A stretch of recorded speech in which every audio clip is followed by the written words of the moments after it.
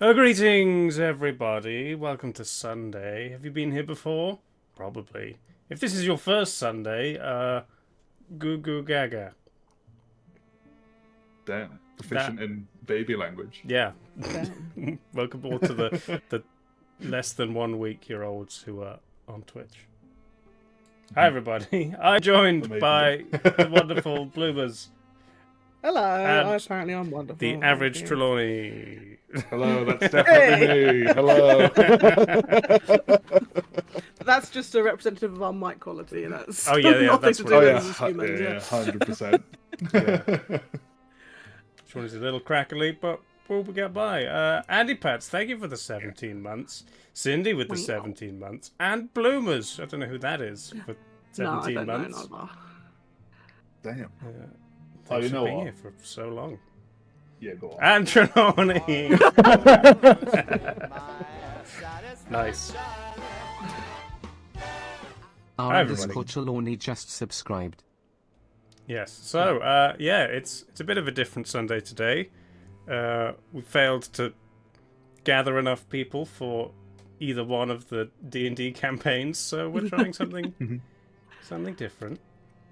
I did talk about this on a D&D podcast way back. The idea of a collaborative storytelling game with a whole bunch of cards and things. So I've mocked up a kind of basic system in Tabletop Sim, and we're going to check it out.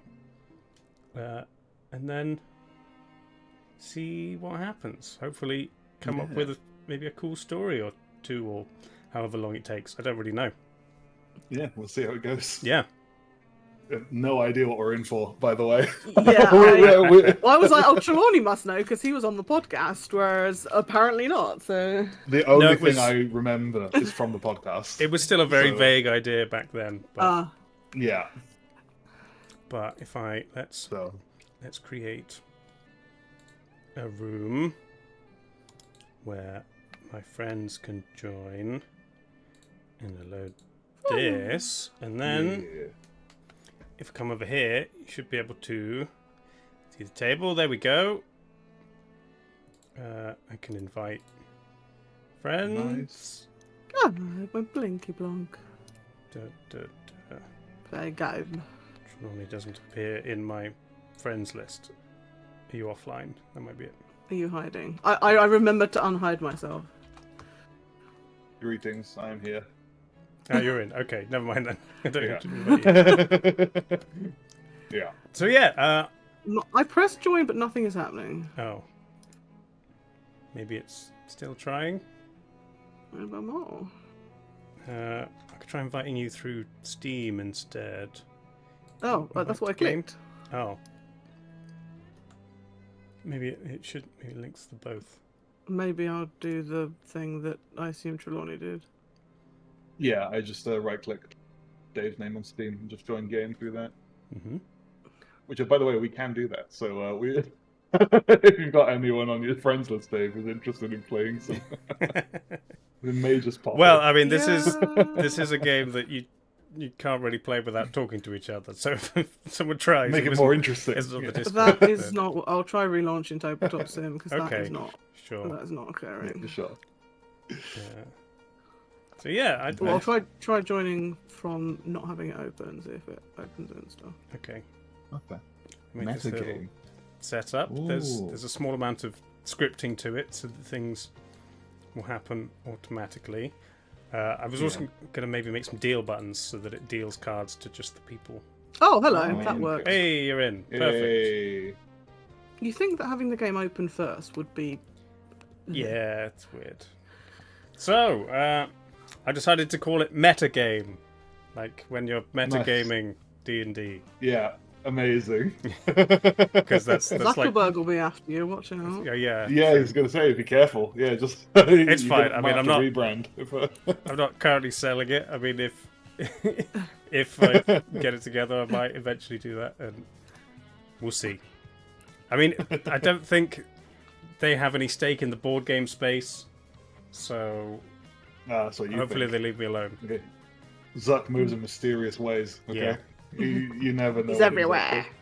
Yeah, everywhere and nowhere at the same time. So basically, it's a collaborative the storytelling sunset role-playing game where, as a group, you invent a scenario. I have scenario cards with just like general themes: steampunk, covert, paranormal investigators, Okay. noir, non-zombie amazing. apocalypse, zombie apocalypse, gangster, sci-fi, trad fantasy, haunted, something. Okay. So you decide on the scenario. So you can just draw a card, and then whatever you pick is the scenario you do. Sure. Or you can pick one of the cards, or you can come up with your entirely new one. And then as a group, you decide what you want that scenario to be like. So like sci-fi is obviously incredibly vague. You could be Yeah. it could be like Star Trek. You could be on a ship traveling through space. You could be on an alien world. You could, I don't know, pick your favorite sci-fi movie and just that's. You could do Dune. You could even build something within like a specific IP that already exists if you wanted. Okay. Sure. And then together you decide on the scenario, and then you create your own characters, whatever you want to be. The options are limitless. And then everybody has, I think six cards. I think would be best.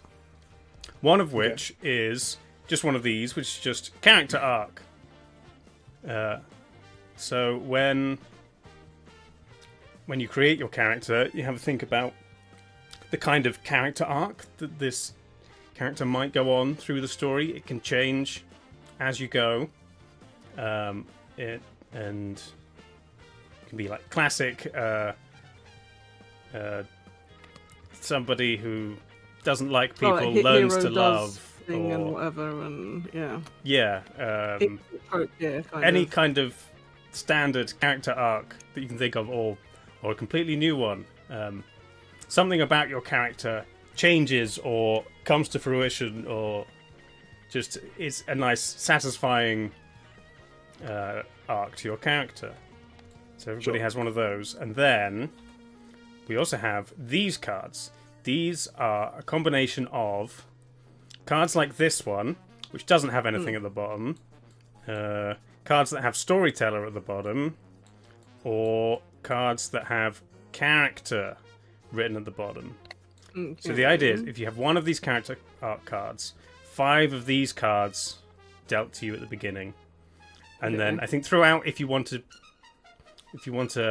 discard one and pick up another one as the story goes, because you can't find a way to work that thing into the story, then that's fine. But you have these cards in your hand. If it's a character card, you play it to do something with your character. Some of them are like specific things, or roughly things that your character can say, things your character does, that sort of thing. You play those in front of you, just like as the story goes on. If it's a storyteller card, then you can play it. If you play it face down in front of you on this spot, it'll say this person is waiting to take over. So whoever's telling the story at that point, like the game master, they know that someone else is waiting to take over. So they find like a good spot to finish. Okay. What so they're saying. Almost like telephone then, like you're turning it over to the next. Yes, but whoever's the DM is obviously guiding the story, but everyone, including the GM, also has a character who is interacting with the story. So it's all everyone's always doing something. Right. So you play it face down, and then you take over the story, and at the relevant point, you reveal the card. Like if it's a trap card, you could describe what's happening, and then suddenly it's a trap, and you reveal the card, and then that goes. But you'll know what you're going to reveal, but the others won't, or you won't know what it is. No, you.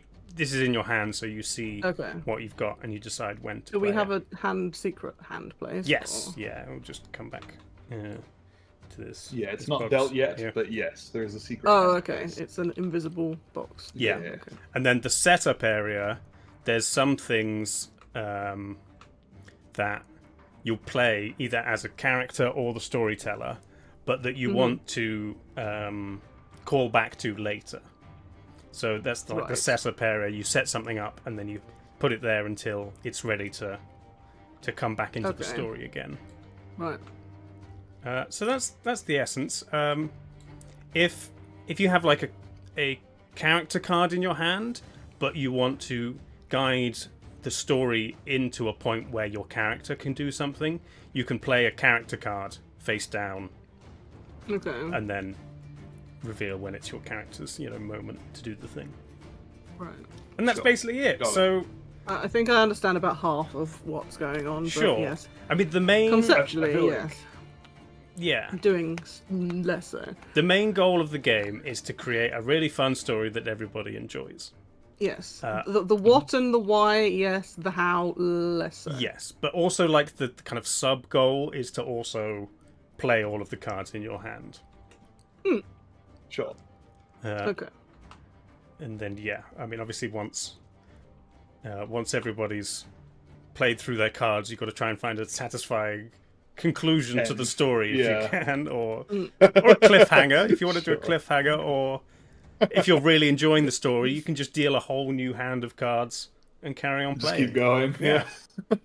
Yeah, sure. It's very freeform. I like it. Yeah, it's very fun. I like the idea. We'll have to see how it goes. I feel like it's the sort of thing we'll pick up by doing rather than. Yes, that is You know. kind of what I'm hoping. Yeah, Yeah. and because it's collaborative, very- whoever's the storyteller Yeah. at that moment can take suggestions, or if you're telling the story and you're running out of steam but no one is like waiting to take over, you could just like say that and does anyone have anything to any ideas what to do next, Yeah. and sure. you take over. So I thought I'd go through the cards just to make sure I understand them. I had a thought that I would describe each card on the card and then give examples from popular media, but I haven't got to that point Nice. yet. So, like, a Sure. trap is obvious. Everyone knows what traps are. A flash forward, you can say, like, You can- Well, that's usually facts that go. yes, but there's flashbacks as well in here. But you can say, flash forward, 5 years from now, all the characters are there. One of them's missing an arm, and then that obviously sets up, someone losing an arm or whatever. Yeah. You get a flash forward and a flash Yeah. back. There's a it's like, flashback. He's missing an arm, and then flash back. How did you lose the arm? Like, So yeah, flash Yeah. forward is more of a storyteller one. Flashback Time you can skips, do I guess. as a storyteller or for your character. So you can like set up Okay. something from your past with a flashback. sure. Anything in speech marks is like something your character says, but you don't have to Okay. use the exact words, but you get the sentiment. These are all like common storytelling tropes. What could possibly go wrong? Amazing. A witty one-liner from your character. You just hold on to these, wait for a good moment. There's a few of those in there. A ticking clock could be a literal ticking clock, or just anything that has a time limit on that kind of pushes the story forward to induce what's the word? Tension. That, yes. Jump scare, Yeah. always classic. Jump scare, jump scare. I've got a bad feeling about this. Classic. You're going to want to see this. Amazing. We've got company. A reckless gamble from the character. They take a It chance. just feels like all of these are inspired by Magpie. Like, Well, I mean, these are just like classic storytelling things. So if they happen I in know, our D&D yeah. campaign, we're a great story.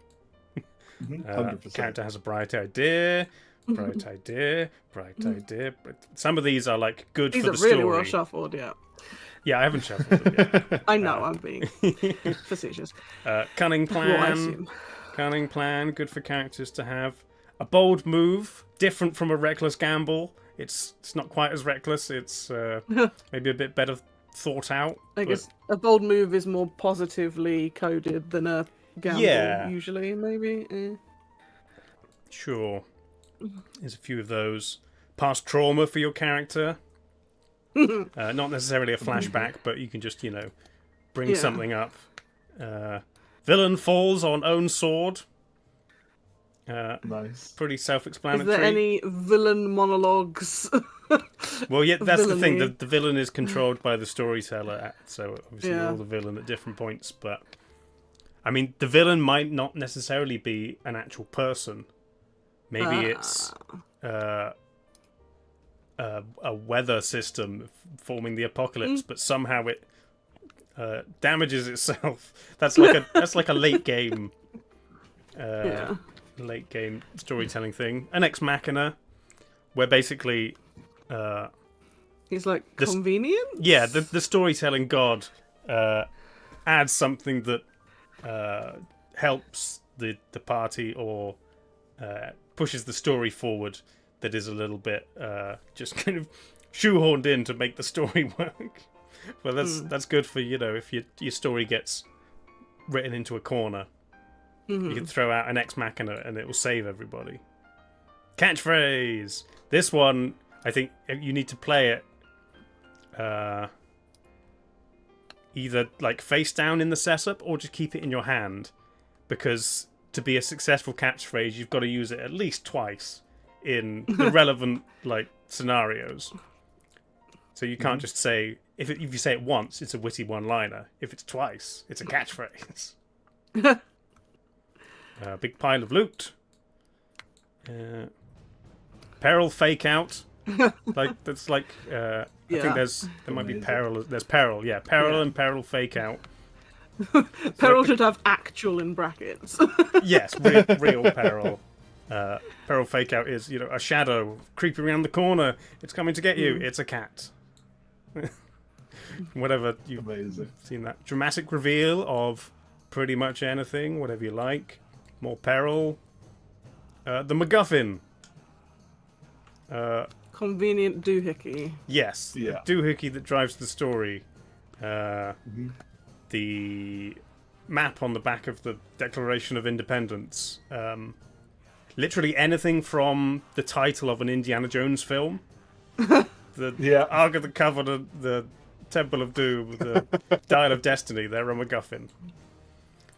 Self-sacrifice of the character, not necessarily fatal, but, a twist. Could be story twist, could be your character twist. Any kind of twist to make it fun. Emotional monologue. They're always good to do. Foreshadowing. H-Bomber Guy meme. Foreshadowing is a narrative device. Basically, set something up, and then you have to put that in the setup thing so that everybody remembers that something was foreshadowed, and you've got to come back to it later. Ah, I see. Chekhov's gun. You see, it's a bit like foreshadowing, but it's like a specific. Yeah, object. I know of the Chekhov's gun. You see an Or as someone who was it explained it as they called it Chekhov's beer can because someone had dropped a beer in a narrative sequence and they were like, well, that's going to be a Chekhov's beer. Yeah. Unfortunately, the person they were talking to didn't know what Chekhov's gun was, but then when it was explained and the beer did then a couple of minutes later get opened and unsurprisingly sprayed over everyone, it was like, oh, I think I know what you mean now.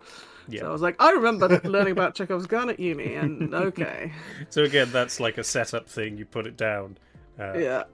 and then everyone knows they've got to come back to that object. The double cross. You do that as the storyteller for like an NPC, or you can play it as your character. Your character double crosses people, and there's another twist just for fun. Cool. So yeah. Can I shuffle them? Yes. I like shuffling. Thank you. I enjoy that you just have to wiggle it and it does it for you. Yeah, but I the mean, you noise can is just quite press fun. R, but Well, that's not fun. and it's not, I can press my keyboard whenever I sure. like. It's not like real cards where you have to do it. a bunch Yes. to. I mean, you can do it a bunch, but I don't think it. Yeah, makes you do. any No, you do it once. It's already completely random because it's a computer. Yeah. Right. So, Amazing. I mean, I guess we can just crack on, see how it goes. Cool. So, should we just take the top scenario and give that a go? Yeah, sure. Sure. And a non-zombie apocalypse. Okay. So So- talking like Fallout-esque. Fallout Sort of. could be ecological, could be robot, pandemic. What nice. sort of thing do we like? Ooh. There's options. Well. Preferably not a pandemic, I No, think. too close to home, yeah. Sure. Pandemic movies used to be fun. Now it's too real. No. Now we just have memories. Yeah, Now it's like, and trauma. Yeah. Mushrooms. Could Bloody be hell. mushrooms, but it can't be zombie Yeah, mushrooms. I mean, may or may not. Yeah, I mean, who's to say? yeah, aliens. Could be aliens. What about giant bugs? Bugs somehow managed to giantify. Ooh. That sounds fun.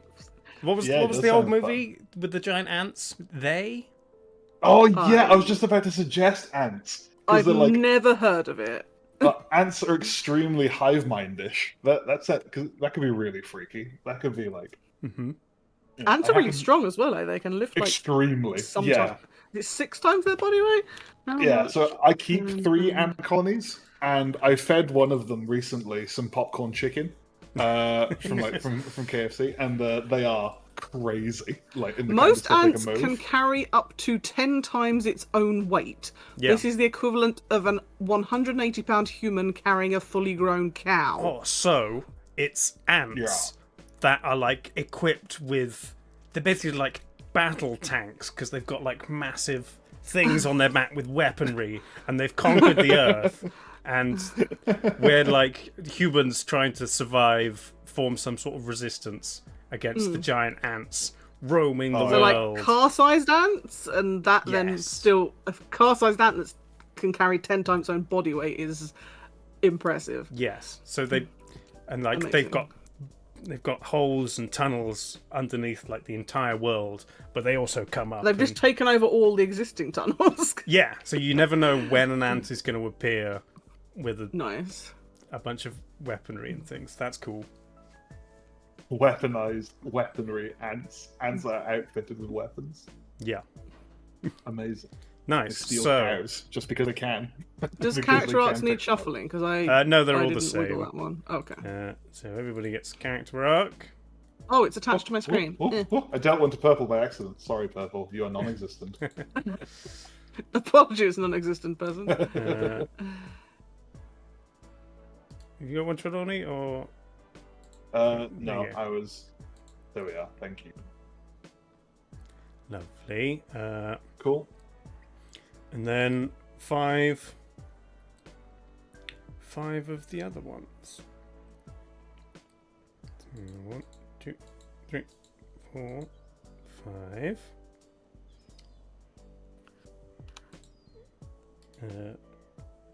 Sure, I'll do everybody's 1, 2, 3. Oh, it does. It triggers the zone as it goes. Yeah, I was gonna say.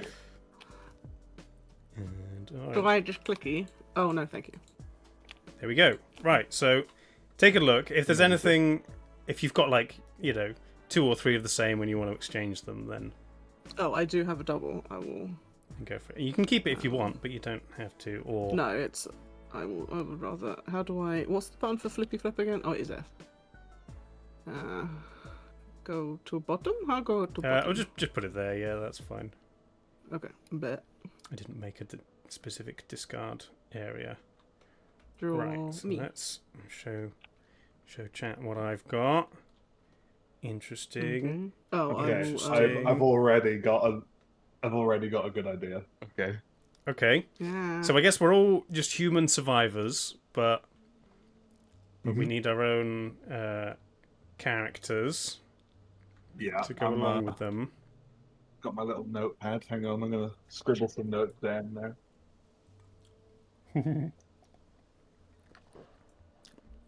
I didn't think that far ahead. No. I just could play it by ear. I can go and get my notebook. Hang on. Okay, I've got some ideas. I think Oh yeah. that one can kind of go with that one.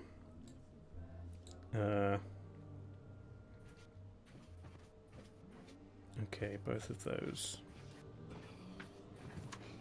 And then that can kind of lead into that one as well.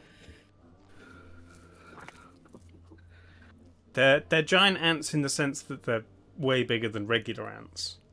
But they're not a car. Yeah, we're going car size, Yeah. but they carry big, dangerous weaponry. Yeah. Well, what would you do if you suddenly got massive and needed to protect yourself from the... I mean, yeah, I would absolutely steal a few cows. 100%. I mean, they're so strong. They also they don't necessarily need the weaponry, but I guess it's like ranged. They need to have defeated the world's military might at some point. Giantized, people tried to murder them, so now they're fighting back again. Yeah. Oh, I also made these buttons. So I can hit. If I hit, hang on, find the right one. Is it going to change the nice sunset to something? Apocalypse. Horrible. There we go. Avoid. There you go. I destroyed war. Destroyed world. The ants destroyed everything. Amazing. So, I don't know. Nice. Who wants to describe a character? Are you ready? I've got some ideas. Yes. Sure. So, my name. My name Oh dear. is Odonto. Odontomachus. Okay. Which anyone who knows anything about ants, that is a genus. He's a really old. He's an old man, maybe 60s or 70s. He's clearly been through a lot. He's disheveled. Looks kind of I mean, more disheveled than your average post-apocalyptic survivor, I would say. Sure. He has a really big, square jaw. Because I mean, the Latin for Odontomachus is big jaw, I think. So it's yeah. So he's a really old man, big jaw, and he's a kind of the cities have become pretty dangerous, with the ants kind of infesting everything, all the tunnels, all the subways, all the metros, and even taking to above ground, making huge mounds, and so he keeps to himself, keeps to the wilderness usually, and he's kind of feral, sort of, but not really. He's lived on his own for a long time, and it shows. But that also might be the reason why he's lasted so long. And and so Odontomachus is kind of wandering through just scavenging, trying to forage some edibles, some mushrooms, some herbs, some plants, and he's felt some rumbling in the ground, over the past week or so, and that's never a good sign. It's usually a sign that a colony is nearby, because of course, with the massive size of these ants, they cause tremors as they're kind of moving and tunneling through the earth. So he decided it was time to move, and he is looking for a new place to set up camp. And along the way, it's kind of late afternoon, and starting to head into the evening, and he comes across a campfire. He sticks to the tree line initially in this kind of big wooded sort of pine forest. And he looks out to the campfire and sees the silhouette of at least one person. Who is that person? Bruce, do you want to go or shall I?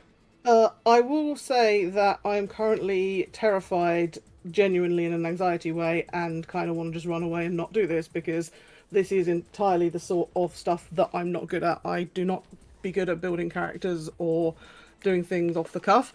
I can expand on things, but I have no idea where to start. And if chat wants to help and suggest things, then I would be more than happy to be the voice of chat's character or something. But currently, Sure. I have Sure. absolutely Yeah, no zero worries clue. at all. Yeah, no worries at all. Yeah, that's a good idea. We could do that. If chat wants to That come up with is a okay. character, I don't yeah. want to like completely throw a spanner in the works, but There's, yeah, No, I... no, of there's course. also absolutely no pressure for it to be good at all. It's fine. Well, It's like currently whatever mine fun. is blanker than something with tumbleweed in it, so it's not even Yeah, no worries at all. Yeah. concerns about adequacy of what I'm coming up with. I am literally have nothing, so... Right, Yeah, okay, no, you're chat. fine. Make Bloom as a character. Go. Chat assist, please. But what was your character's name again, Trelawney? Odonto. Odonto. Odontomachus. Okay, Odonto looks up and sees a kind of a scrawny-looking figure in a burnt, ripped lab coat. He sees Dr. Artemis Sparrow wearing these kind of thin-rimmed glasses that are cracked on one side and taped back together in several places. But he's traveling relatively light. He's got a stick, but he's not the best at survival instincts, and he's just been picking up food and whatever things he can find. He's been traveling not particularly far. His lab, where he used to work before the ants emerged, is a few miles up the road, and it's only recently that he completely ran out of supplies there from the kind of emergency stuff that they had in the building, and is therefore had to venture out, and is not enjoying himself so far. Amazing. He's just kind of looking all around him, very, very unnerved at the sight of, or the possibility of running into a massive ant. But approaches you somewhat cautiously, but does seem relieved to see another human on the surface. Greetings! It's been some time since I've seen another soul. What Well, yes. Myself also, I suppose. Allow me to introduce myself, unless you wanted to go first. No, it's quite all right. Go ahead. I am Dr. Artemis Sparrow. You can call me Art, if you would prefer. And this is a dangerous place. Do you always stay out here? And the fire seems like it would attract unwanted attention. Ah, yes. My name is Odontomachus. You can call me Odd.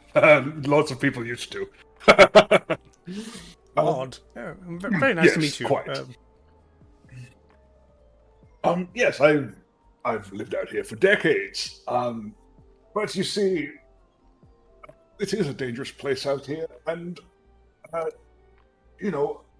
I was wondering if there was a safe area around here to set up camp. Have you been scouting around this area for long? What are you doing here? How did you? No. I used to live and work in the area, and now I guess I just survive in the area. It's I've got one of these, and he reaches into his small satchel and pulls out a tin of pears. Would you like some? A rarity. Oh, if you're willing to share, of course. Of course. Oh, and I have some of these that I found. And he pulls out Odontomachus pulls out some Amanita rubescens mushrooms. They're kind of like these brown mushrooms that kind of like have these also brown little kind of scales on the cap. They are delicious, but they don't look like your typical field mushroom. So I've eaten these plenty of times before. They're delicious. They should go very well. Is that safe? Absolutely. I had some just the other night. Okay. Well, thank you, I guess. Let's do we cook them? Let's cook them. I think we should cook them. Yes, that would be most wise. Yes. Yeah, I think we would kind of try and get to know one another, like over the cooking, and kind of like being the first people that. This is probably the first person that Odontomachus has seen in like maybe a year. Mm-hmm.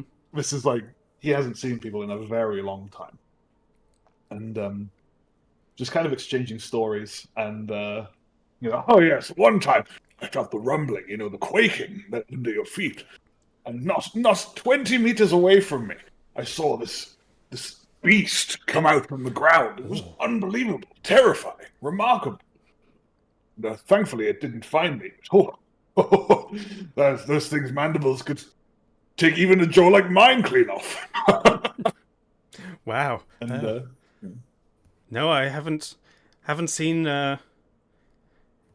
any myself. I think I'd just freeze. I wouldn't know what to do. yes, they are rather fear-inducing. What is it that you did before all this happened?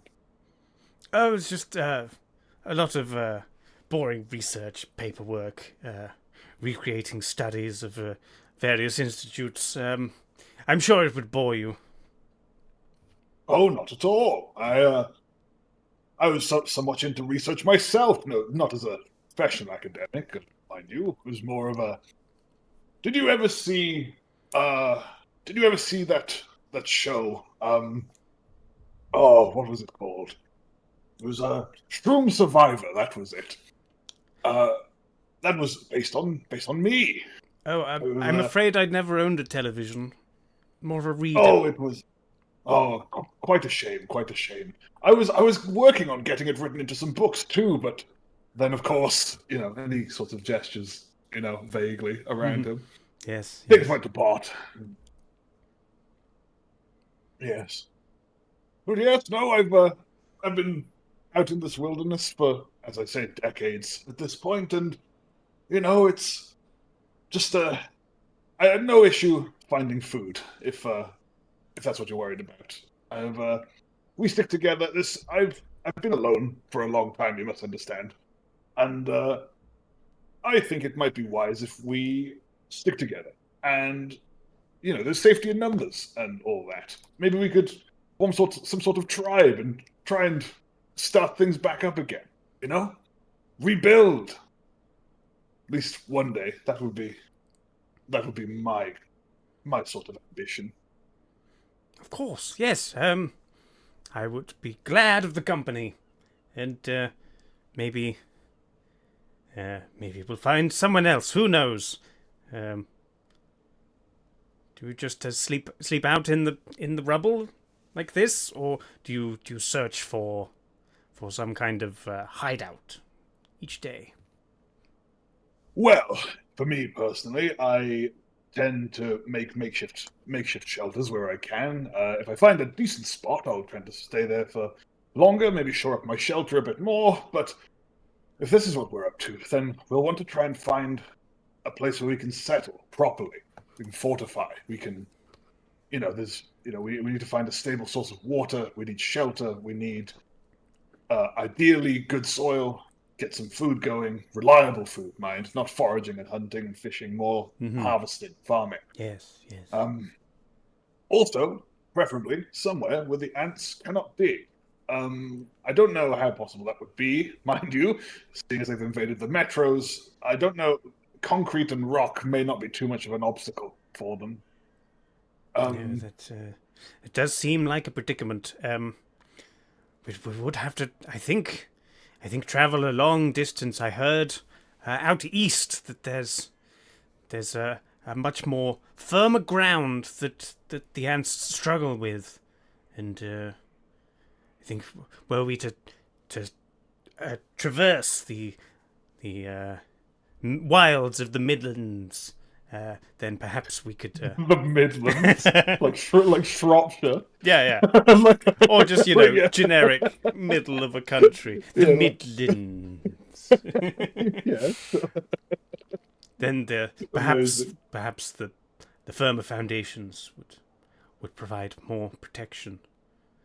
But yes, I guess we should prepare for the perilous journey before we set off. Indeed. Yes, well, the sorry, I just saw in chat. The Brummies have it covered. Yeah. Indeed. Yes, right. We best the sun is setting, moon is rising. We'd best we'd best get each other set up, and we can start thinking about heading out in the morning. Very well. So they just kind of start piling up bits of rubble, just make little shelters. Find like a rough tarpaulin to pull over the top, I guess. And settle in. Maybe some pine boughs or whatever. Just like get some kind of makeshift shelter and bedding, and sort of use the rubble as well that's around, and just construct something vaguely just shelter-like. Yeah, and I guess just kind of wait for the morning to come. So as they're settling in for the night, the dark descends, and there's like strange noises out among the wasteland, skitterings and strange shrieks in the distance. Art is like completely passed out already, having no survival instincts, just completely unconscious. But O'Donto, or Oddo, I guess. Oddo. He awakes at the sound of breaking rubble and footsteps as something's approaching. I get up a bit too quick, and I feel like a kind of my back just kind of aches. I get like a kind of crack in my back, like like not now.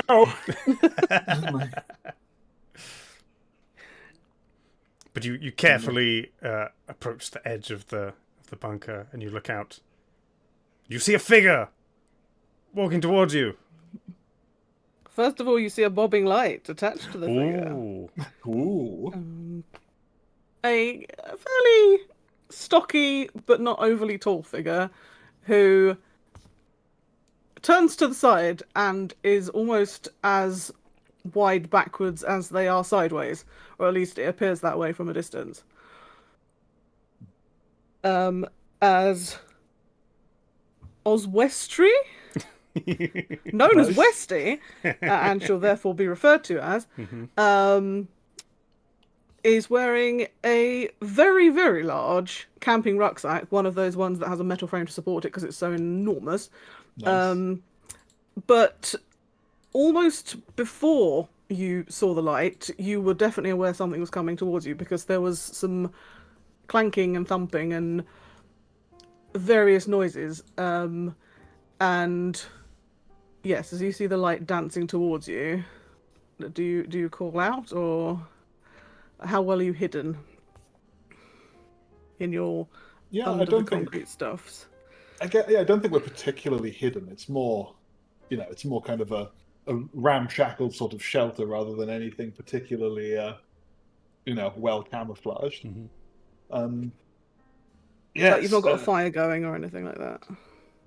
Well, it probably would have gone out now, so they were maybe smouldering. Yeah, like it was like mostly enclosed as wispy, well. thin sort of. Yeah. More looking to just hide from creatures in the distance, whereas close up would be more obvious. Yeah. I guess I will probably approach the smouldering and maybe turn my flashlight off. And then you may see silhouetted the amount of nonsense that is on my backpack. Okay. I will stick one finger towards the smoulders to see how warm they are. I guess I'll poke my head out from the shelter. And is Art like near me? Are we in like the same shelter? Yeah, pretty close, but completely passed out still. Just kind of muttering, snoring to himself. Okay, sure. I guess I'll kind of poke Art's foot. I guess, or like leg. And be like, No, I don't want to go back. Art, we've got company. Amazing. Perfect. Oh, what is it? Is it the ants? No. No. It appears to be another person. Another survivor. Yes, we should speak to them. We gather more people to our cause. I forgot about my voice. In the meantime, I've produced a small garden shovel from underneath my jacket and am digging around the outskirts of the fire to see if anything has been left, like an errant fork or something. Okay. I guess I'll go. We can introduce ourselves. And Hello. I am Dr. Artemis Sparrow. It's Are you here to murder us and steal our things? I grab what from a distance would look like a long walking stick off the side of my rucksack. I've got a weapon. It's actually a large ant pincer from a deceased ant. Badass. amazing. And I hold it out in a not very convincing way, but I'm like, friend or foe? I don't know. Which one doesn't get me killed? Greetings! And Odontomachus is going to kind of, I would say, strut out, but he's got a bit of a bad back, so it's more kind of like he tries to kind of confidently strut out, but it's kind of like you can see there's maybe like a twinge in his back, and it kind of brings him back to a more reasonable sort of pace. I'm like, are you okay? What's are you Yes, injured? greetings, friend. My name is Odontomachus, survivalist, adventurer, at least in my youth. What might your name be? Friend? Friend, definitely not foe. There's enough of those in this world. I will lift my climbing helmet off and sort of do a half bow, like doffing the climbing hat, which has the light on, so I might mildly blind you with the light as I do so. And I also notice that underneath the helmet is another hat that looks a bit like a fishing hat with loads of feathers on. Amazing, double hatted up. And then I'll realise I'm blinding you and like fiddle with the light and put the hat back on the hat. Amazing. And I'll say, you can call me Westy. Westy, very nice. Westy, very a nice. pleasure. And I'll point at Trelawney's character and say, I bet they call you Mac. Some have. Well, I don't particularly mind what people call me, so long as it's not rude. And I think Odontomachus will share here for some breakfast and offer some of the whatever's left from yesterday's My pears. interest. Art, come on, be polite. Offer the remnants to share what was left after yesterday's pear and mushroom fry-up. Yeah. I will tentatively take some so as not to appear rude, but I may just put it in a pocket instead of eating it. Amazing. They're quite good, you know. And I'm kind of already sort of chowing down on kind of like feral. Mm-hmm. Just like, hands and fingers like just straight in, like yeah. Just Was it someone said to me earlier, hands on nature's forks? It's true. So It's very true. I mean, true. Yeah, Yep. true. Yeah. But yes, we what are you what are you doing out here? Wandering? You traveling somewhere? You just existing like everyone else. Ah, yes, I see. Would you care to join us? We have been putting the world to rights, so to speak, and we were considering trying to make somewhat of a settlement of our own at some point to, maybe gather some more survivors and do what we can to bring some stability to our little corner of the world. What say you? You seem decent enough. What, care to join us? You seem strong. Be useful. I mean, I would like to think of myself as strong and useful. I'd say it's been some time since I have conversed with other people who speak the not ant language. And obviously I don't converse with ants because I don't speak ant language, but you know what I mean. Perhaps, yes? How did you come by this large mandible you used for walking? Well, it was amongst a pile of things I was scavenging. Clearly, I mean, it was slightly attached to the body of a deceased ant at the time, and I have separated it, and it is quite a useful. And I'll sort of swing it around in a direction like I'm pointing. It's quite useful for pointing at things, and I may or may not. Like kind of, It might be jumpy at this. You feel like weapon. the wind whisk past your face. May I? Yes, it's quiet. May I see it? If you'll give it back, yes. Ooh, Everything on my person is my property, and you may borrow it, but only if it is returned in entirely the course. state it was lent in. This is fascinating. I've never seen part of it up close. This could be the missing piece that I've been looking for. Well, it's my piece. You can't. No, of course, but I must confess, I was thinking about our journey and how we were to cross the wasteland, midlands, and The dreaded Midlands. yes, I must say I had a bit of a bright idea. Steady on now. In my former life, I worked in computer-assisted neuro-linguistic programming, and we were studying various methods of coercion of non-human species, and it is possible that with access to your pincer that you have recovered, perhaps we could craft some kind of mind control helmet with using the pincer as a sharp spike that pierces the harder carapace on the head of the ant, and we can force it into its brain, and by that we could control one of the ants and use it as a form of transportation. An antenna, if you will. Amazing. I saw that. It's so good. Just stealing Bloomer's ideas.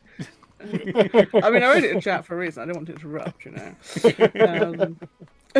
Nice. Well, it sounds like an excellent idea. However, then I wouldn't have my pincer stick.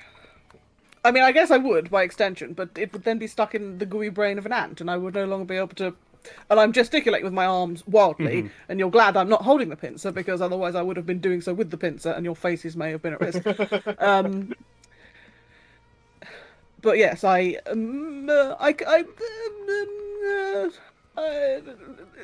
if you can do as you say, then perhaps that is some method of transport that especially is disguised, because the ants would not suspect. Maybe, yes. Perhaps you have a point. How would you achieve this? Well, we would require some supplies from my old location of employment. The laboratory is not far from here. I could recover some of the hardware that we used to use and rig it up to align to an ant's psychology, as it were. Fascinating. Yes, I think I don't quite understand it, but taming one of the beasts sounds like it could be marvelously useful. If you think we can do it, I mean, I've got nothing better to do. Well then, we must away then. No time like the now, as I always say. And so they gather up all of our things, I guess, and we begin. I'll be like, I'll have that, thank you. And I'll take my yes, pincer back. of course. So hang on, out of character. How does the passing work, or do we just jump in if we think we've got? I mean, so it's like it's like if you've got something to do as like a storyteller, you can put it in the little spot. Or I mean, otherwise we're just kind of doing things collaboratively. If it's a character thing, you could just throw the card down as you're doing it. Yeah, nice. So yeah, I mean, unless anybody has a card they want to use to set up. I had a thought, but Sure. I don't know. It might be too early to. No, go for it. What? Ooh. So my thought is, you know, while we were packing up and stuff, and I'm maybe having a little wander around the edge whilst you're getting your things together, and all of a sudden, Pedal! oh no, there is a clicking noise, almost my as God. if I have stood on like a landmine type thing. Oh. That, I don't know. Maybe they have been developed by the ants. Maybe it has been there longer. I don't know. And An ant I'm like, landmine. That sounds amazing. Could I'll be like, chaps, I appear to have stood on something mechanical. I don't suppose you set up defences. No, at least I didn't. And I kind of get oh man, I don't have the. Oh, it's okay. So yeah, I guess I kind of like instinctively just kind of whiff the air, just have a sniff, take a big, as it were, and I guess like I get a kind of whiff of some familiar smell that I can't quite place, but it smells. It smells like a natural chemical, but it's not quite easily identifiable, if that makes sense. And it implies to me that this may be so this may be some kind of old sort of when the events happened, there was some kind of military response.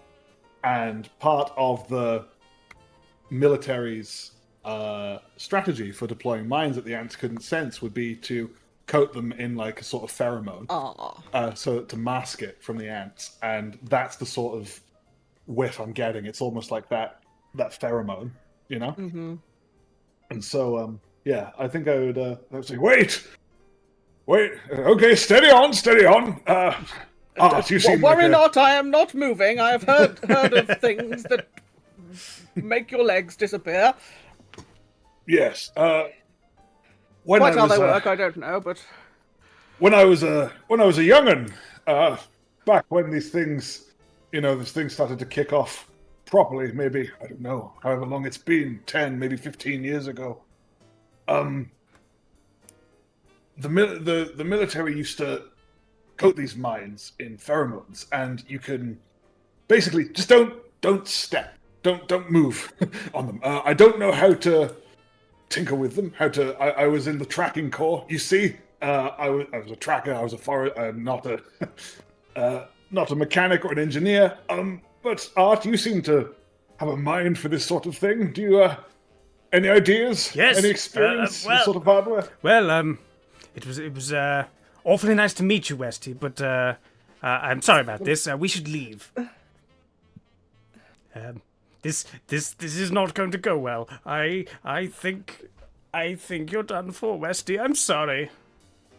well, if I'm done for, then my pincer stays with me. Ah, well, of course, that's entirely your prerogative. Perhaps, and then it kind of crouches down near, but not too close to where you're stood on the thing.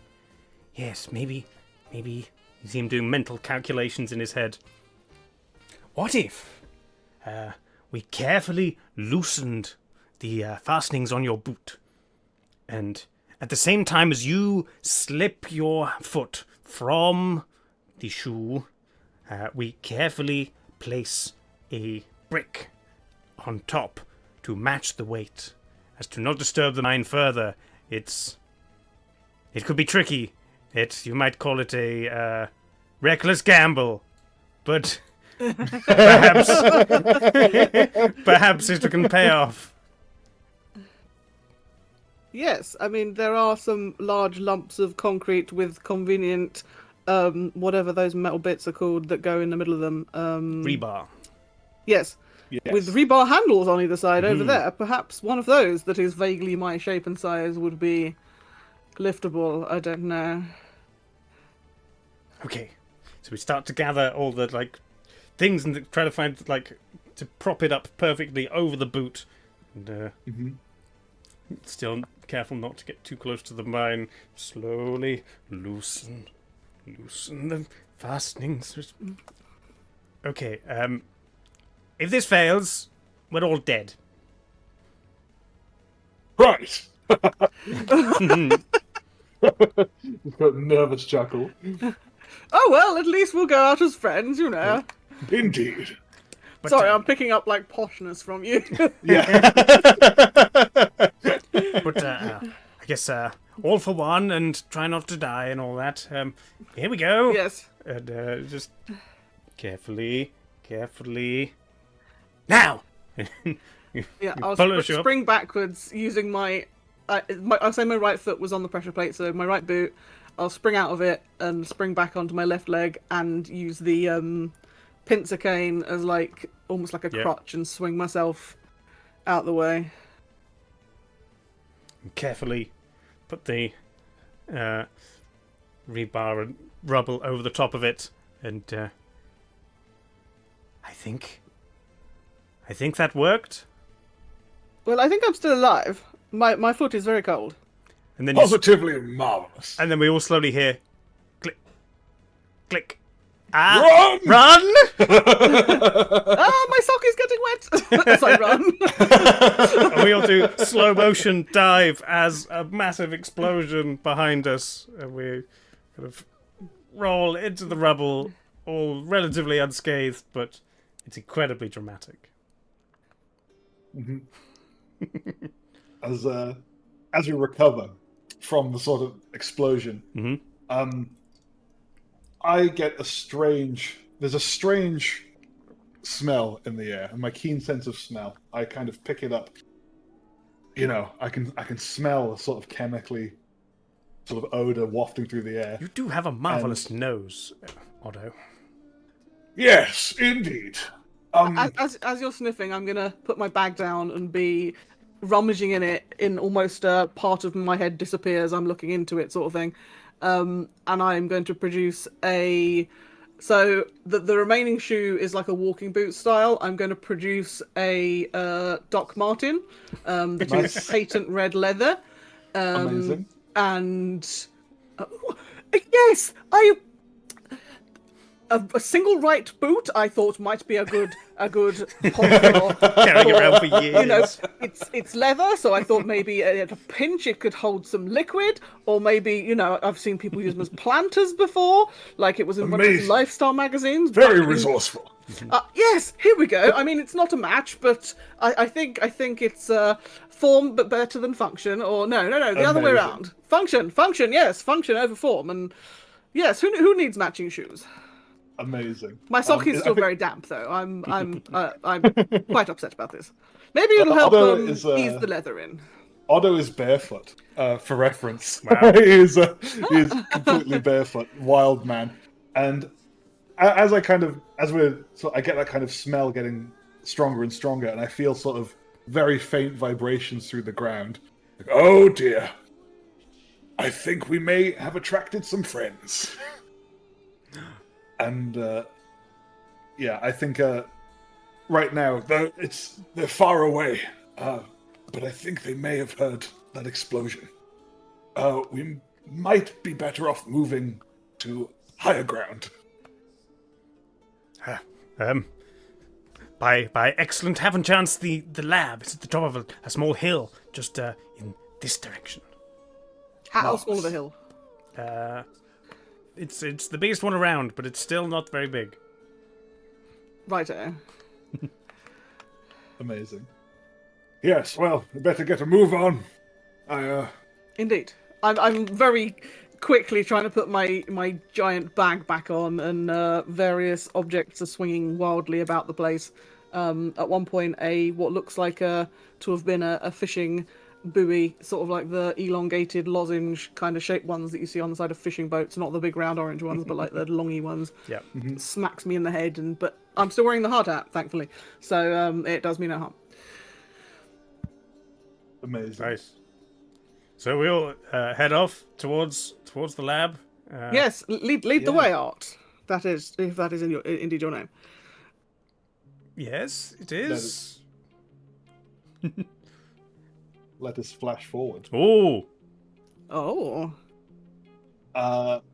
So we all sort of make our way through these things and through the woods and towards, like, sort of up this hill towards the laboratory. As we go, Otto kind of feels the rumbling sort of subside as we get further and further away.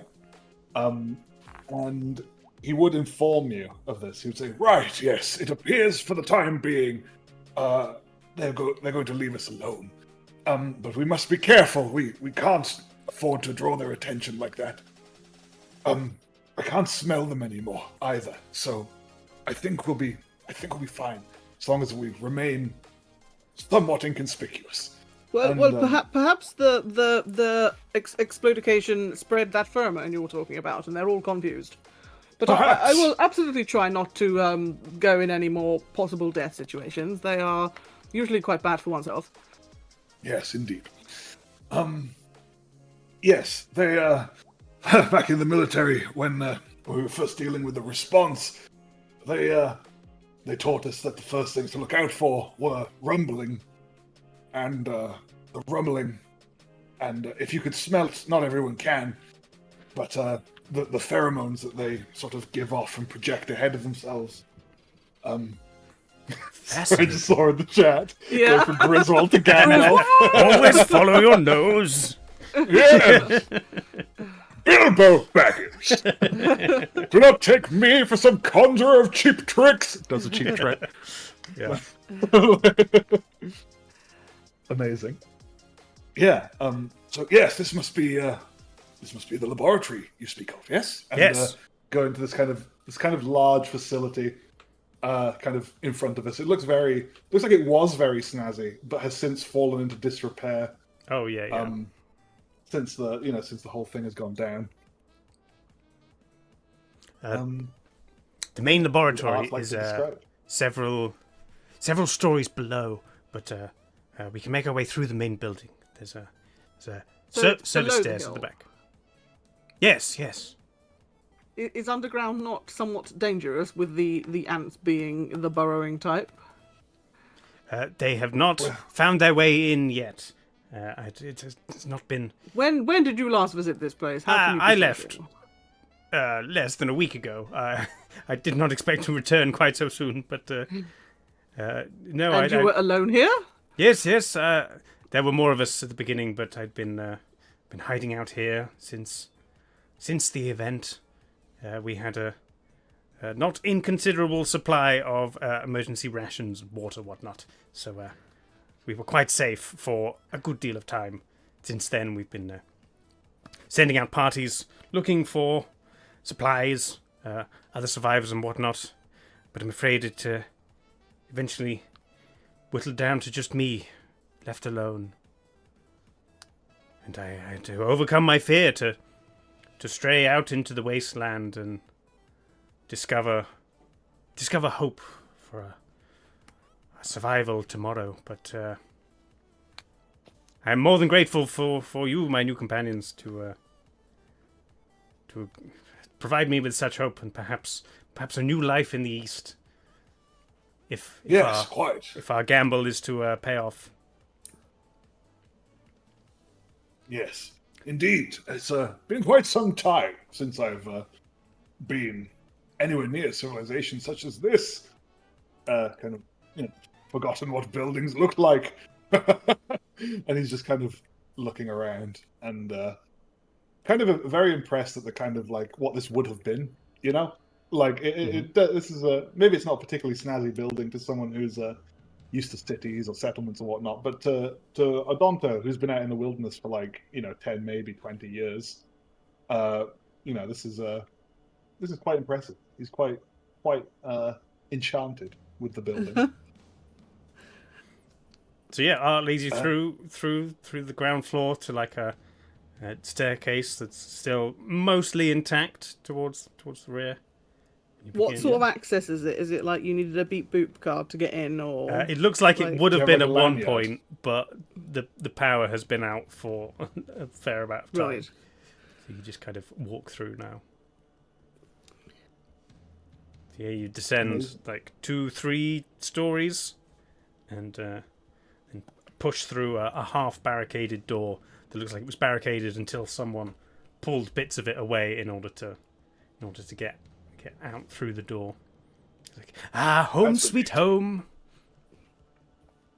And can I take a big whiff as we go? I'm going to be going, sniffing everywhere. I'm like, oh yes. I must confess, I was a bit apprehensive about going underground, but I can't smell their pheromones, and I can't feel their vibrations. So I think, at least for the time being, we're safe here. Remarkable. Yes, it's just a little further this way. To the main laboratory should have everything that we need. So you carry on forward and find large double doors with reinforced glass windows on either side and like control panels in front of the windows. It's like it's just through there. After you. Oh no, after you, by all means. No, you see, I have to control the door openings from this panel here, and it kind of presses a couple of buttons. Out. No, it's emergency power on this level. It beep boops a few buttons and then pulls a giant lever with his strength, and like a hissing comes from the door, and it like slowly opens these 2 double doors. Quickly, I can't hold this.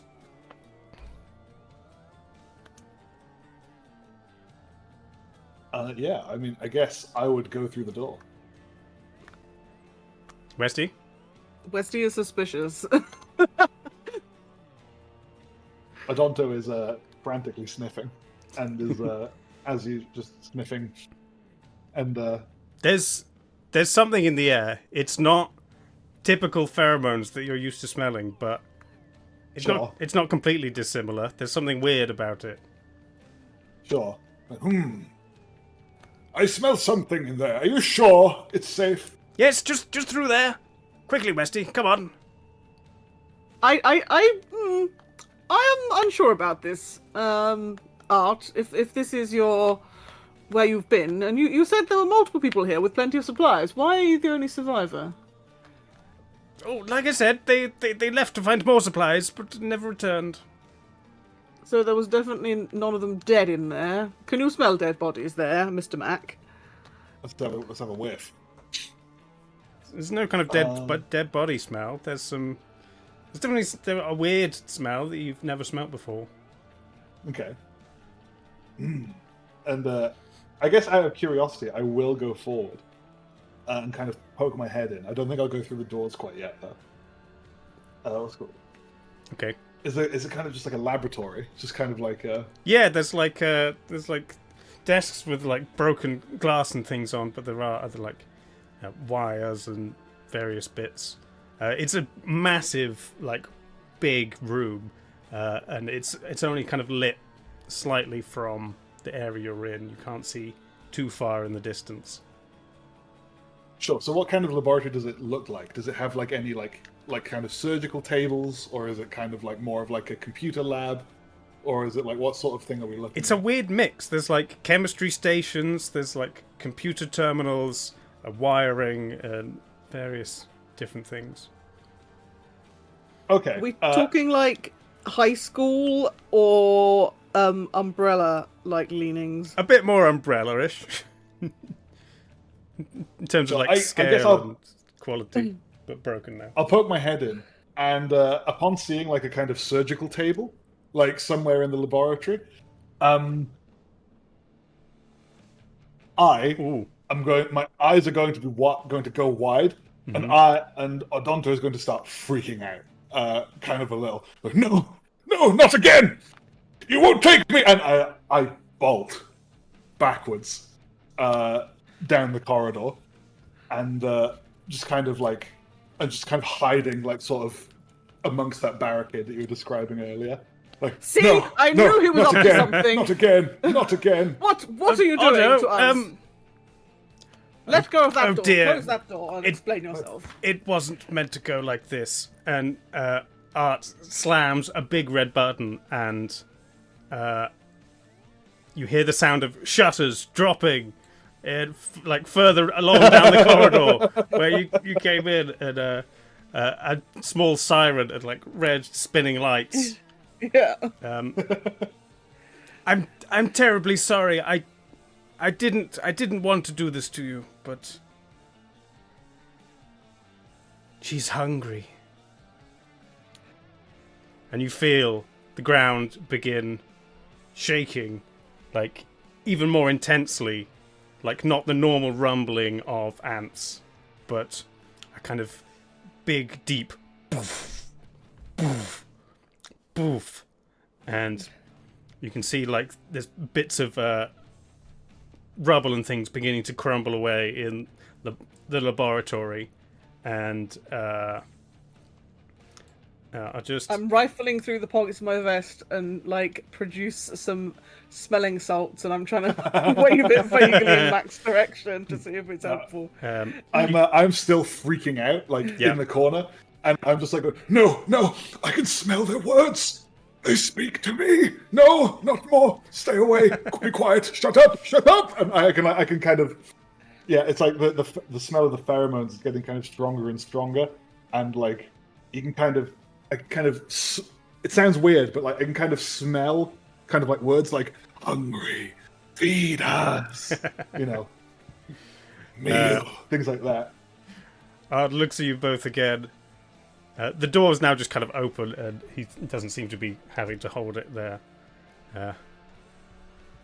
We didn't mean to break the world.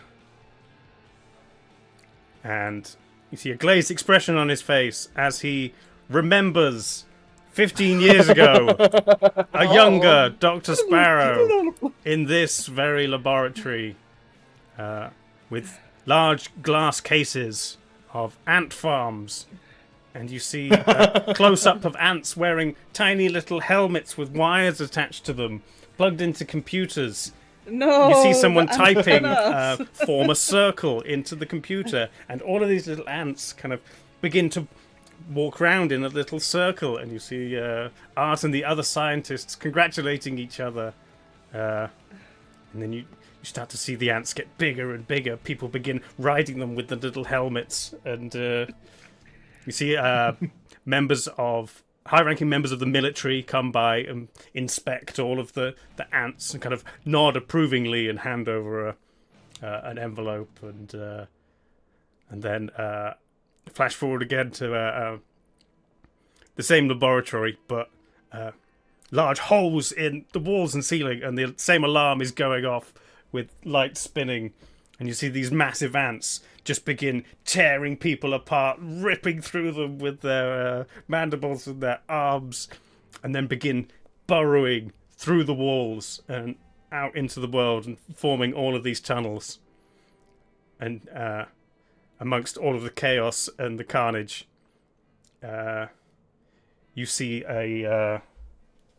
the cowering figure of Dr. Artemis Sparrow, just kind of sat on the floor, and as he's there, this large ant crawls up to him, kind of nuzzles his leg, and kind of pats it gently.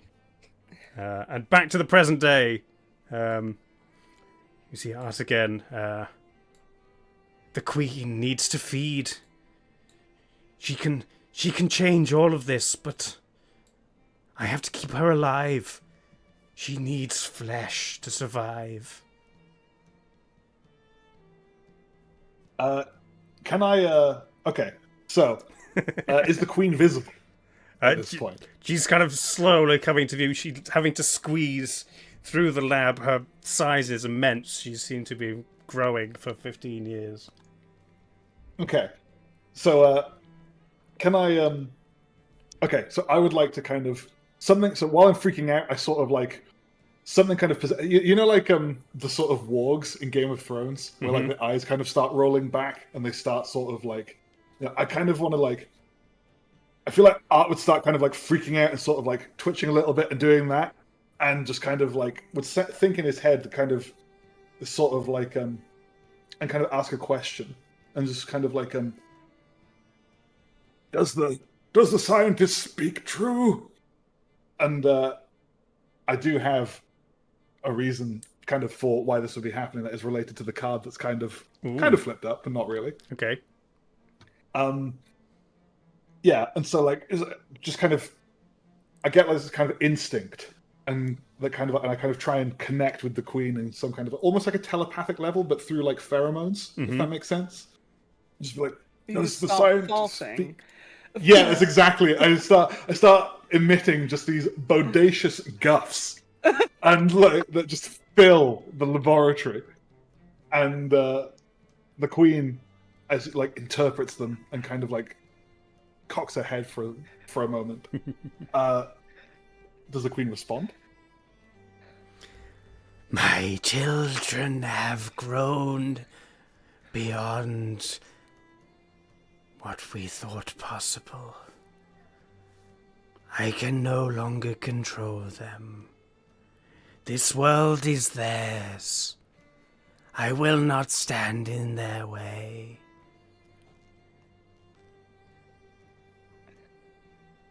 I see.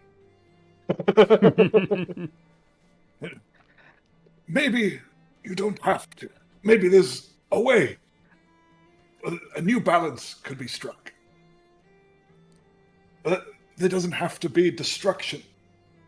We can coexist. There must be a way. And kind of, this is all kind of like, through like interpretive guffing.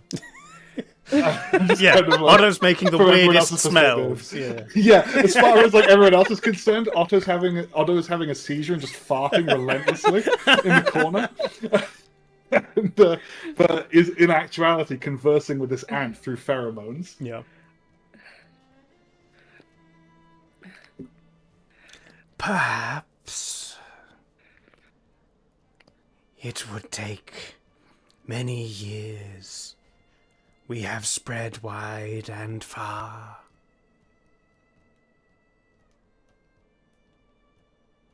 Yes, just like us.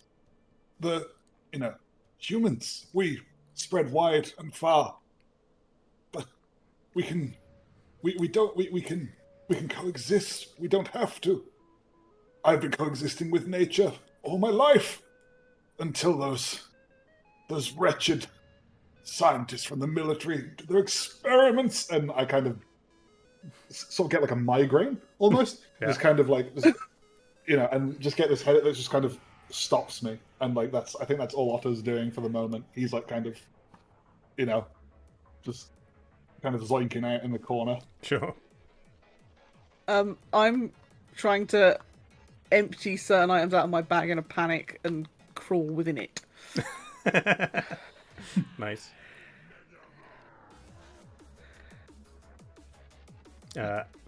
As you're there talking, the building begins crumbling in on itself as the ant mother has kind of forced her way into the lab, and it seems to have compromised the structural integrity of the building, and parts of it are coming down. No! She must live!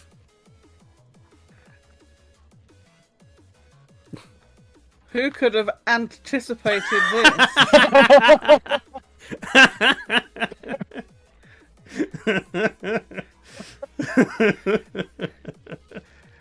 Nice.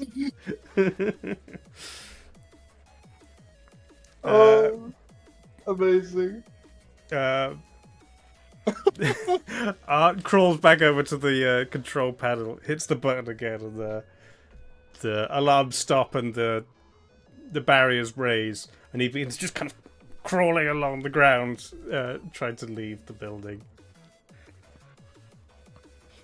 Kind of. Sorry, go on. I was going to say, hearing the shutters go up, I may, I'm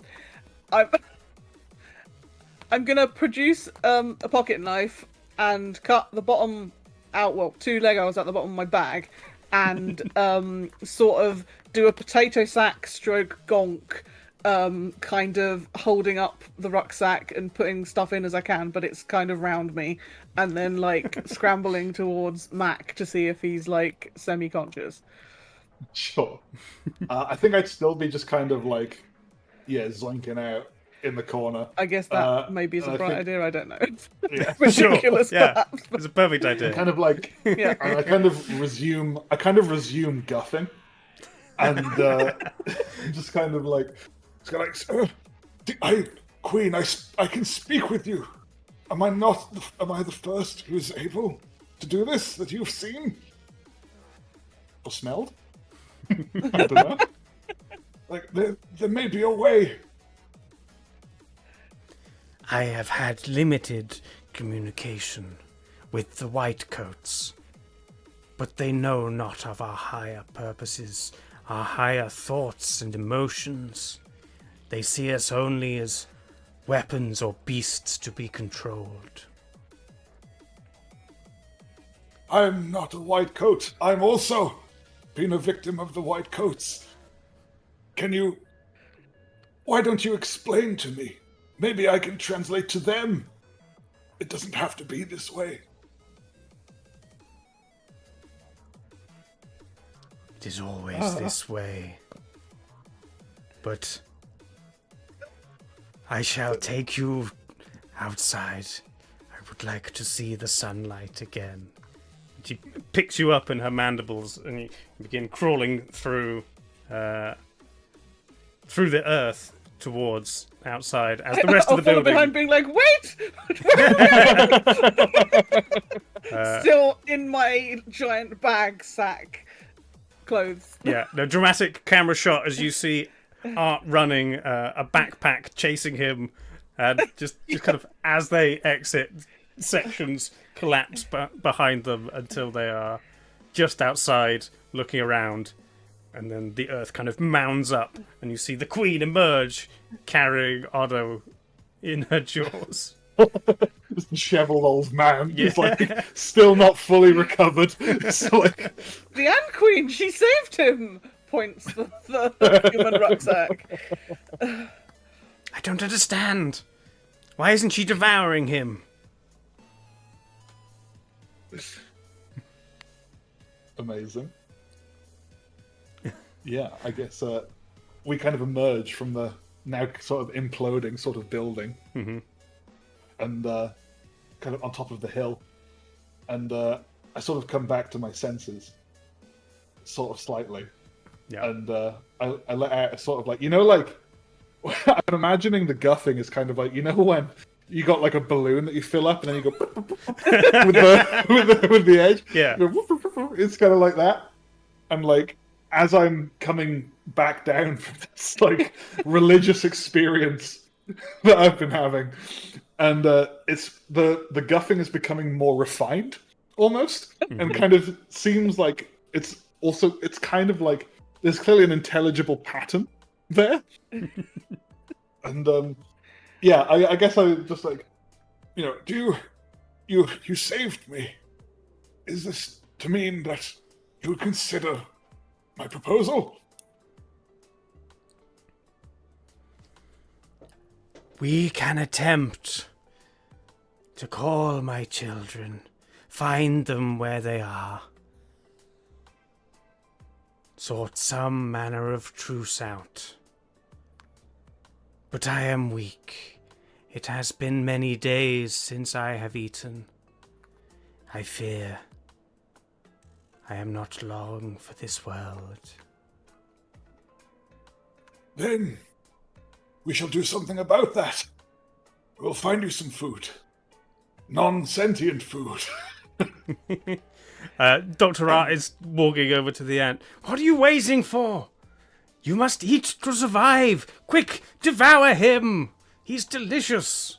And he smells I'm gonna snap weird. back to my senses. I'm gonna the rucksack is gonna tackle Art and be like, "What are you doing? He's been saved. Stop egging her on." No, no.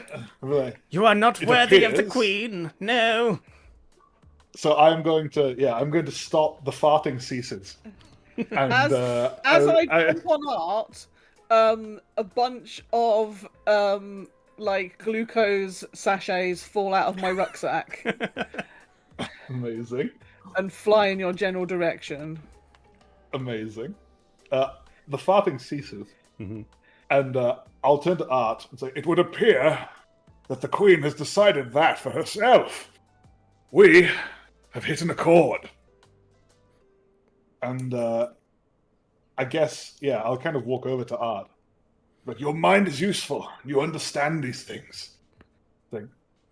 I've spoken with the Queen, in a manner of speaking, and we have reached an agreement. You have a brilliant mind, if not a misguided one. And I would remiss, I suppose, to throw it away. Would you care for another shot?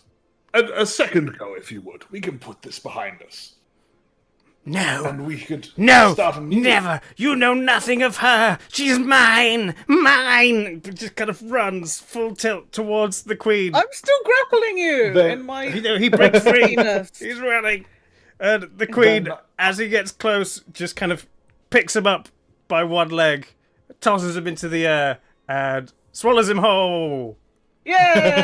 And that's his character arc. Yay! Amazing. And I suppose, I will resume farting. Well, Queen, it appears you have found your next meal. Shall we head east to greener pastures and see what we can do about unifying this world? The age of the men and ants is at a new dawn. Then allow me to be your great emissary. And what of you? And then the farting ceases. What of you, Westy? I have come to an agreement with the Ant Queen. We shall attempt to coexist and rebuild the world anew. Would you care to join us? You seem to know what you're doing, and that guy who tried to get us eaten is gone, so sure. Do ants like sweet things? Because I've dropped all my sweet sachets on the floor, and I don't think they're a bit muddy to be going back in my rucksack, you know. There's a This'll couple of be good Lucasade rations. ones. I don't know if do you think they'd like orange flavour? I'm sure the Queen wouldn't complain. They're out of date by about 15 years, but you know, they're full of sugar, so they're probably fine. Yes, of course. Thank you. Your donation is most welcome. I'll get started cooking. I'm gonna extract myself from the rucksack and start squeezing the sachets into a saucepan. Amazing. And so that would be the Yeah. character arc. I've become the ant shaman whisperer man, the senile old man who was experimented on by the military. There's I guess it ends on montage of you see the giant ant queen being ridden by Otto and Westy, traveling across the wastelands, Spreading the word. meeting ants and persuading them to join their convoy, meeting other survivors, and they also join the ranks. And you see a bright future ahead of you as ants and humans learn to coexist. and they all lived happily ever after. I'm googling synonyms for emissary, and the closest I can get to an awful pun is representative. Nice. Have you got another witty one-liner, Kurt? No, but play this one again. Wah! Sure. Amazing. Nice. Oh, There you go. That was that a was pretty great good fun. story. Yeah, that was really good. Yeah. Yeah, I got trap, double cross, and flashback, and I was like, I've got to use all of these together. Oh, That's great. Amazing. Yeah, I I got have- like self-sacrificing jump scare. And Oh, I yeah. was like, maybe like, because clearly you're being dodgy. I was like, maybe if there's a cupboard, I can be like, oh no, and then a body fell out of a cupboard, and it's like, aha, he was killing people. But then I was like, well, clearly there's gonna be no bodies to jump scare us because they're all in the Ant Queen. So never mind.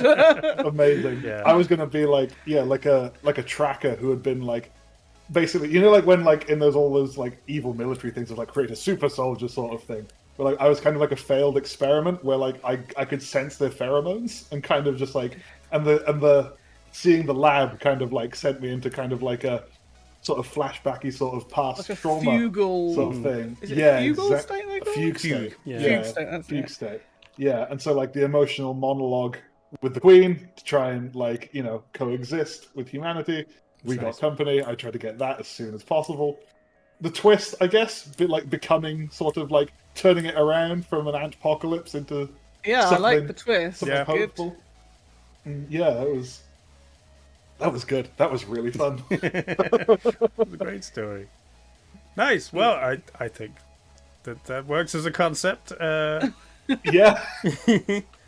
Playtesting, yay. Well, we'll maybe take a break, and then we could either do another one if you're up for it, or we could find something else to play on Tabletop Simulator, depending on how you're feeling. I don't mind. I'm down to. I'm in that creative flow right now. Okay, I'm down. I could keep going. Chat certainly saved my bottom, so if they're happy to collaborate again, then yes. Otherwise, works I quite don't well. mind doing something else. But yeah. Yeah, for sure. Nice. Great. Well, short break, chat, and then we should return and do something else, a different genre. Will be great. Cool. Bang in 5. Bye.